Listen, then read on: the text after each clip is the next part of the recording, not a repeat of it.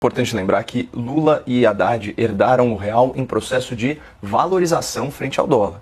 Na verdade, o real foi a segunda moeda que mais se valorizou em 2022. Terminou aquele ano valendo 5,69% a mais. Então, para efeito aqui de comparação, nesse mesmo período, o euro desvalorizou 14%, a libra esterlina desvalorizou 17% e o iene japonês 23%.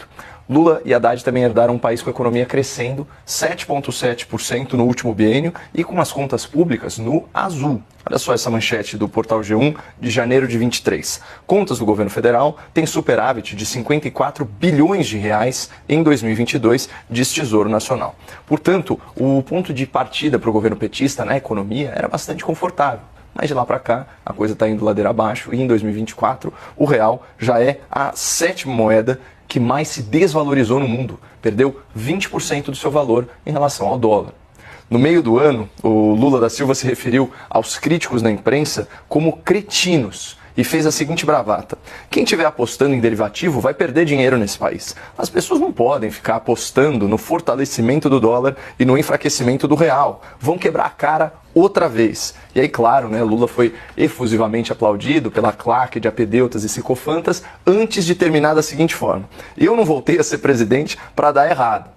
Só um detalhe, naquele dia o dólar estava cotado a R$ 5,51. Então, trazendo aqui para a atualidade, segundo a nossa CNN Brasil, o dólar operou com volatilidade e fechou em alta após atingir o patamar histórico de R$ 6,20, conforme cresce a desconfiança com a política fiscal do governo Lula. Então parece mesmo, como disse o Dr. Alessandro, que o mercado está descrente em relação ao pífio corte de gastos proposto pelo ministro Tachad para fazer frente ao gigantesco rombo fiscal provocado pela incompetência e pela irresponsabilidade do governo. O pacote do Lula e do Haddad prevê uma economia de 70 bilhões de reais em 2 anos, com cortes em áreas como o salário mínimo, abono salarial, previdência, assistência social.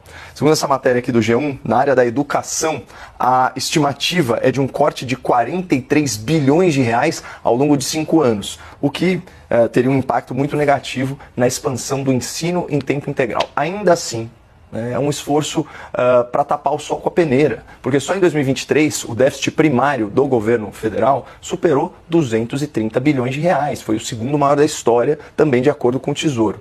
E para esse ano, a projeção mais recente que tem é de um déficit adicional de 55 bilhões de reais. Ou seja, traduzindo tudo aqui, o governo Lula herdou as contas públicas no azul e em poucos meses colocou o Brasil no vermelho em quase 300 bilhões de reais. Isso sem falar nas empresas estatais que tiveram o pior resultado em 8 anos e também acumulam déficit bilionário.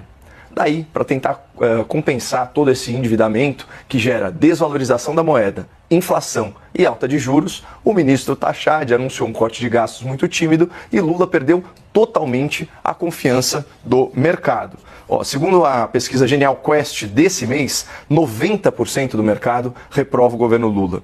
96% considera que a política econômica está indo na direção errada e 88% acredita que a economia vai piorar ano que vem. Então, essa é uma opinião quase unânime dos principais operadores financeiros do país. Eles não confiam numa administração que gasta mais do que arrecada, que contamina as estatais com politicagem, que ataca a independência do Banco Central e que não cumpre as suas próprias metas fiscais, apesar de bater recorde atrás de recorde em arrecadação.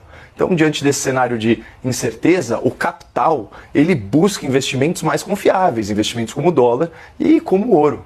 E quem que vai culpar o mercado, Basília? Alguém aí sente confiança em deixar o seu próprio dinheiro na mão do Lula?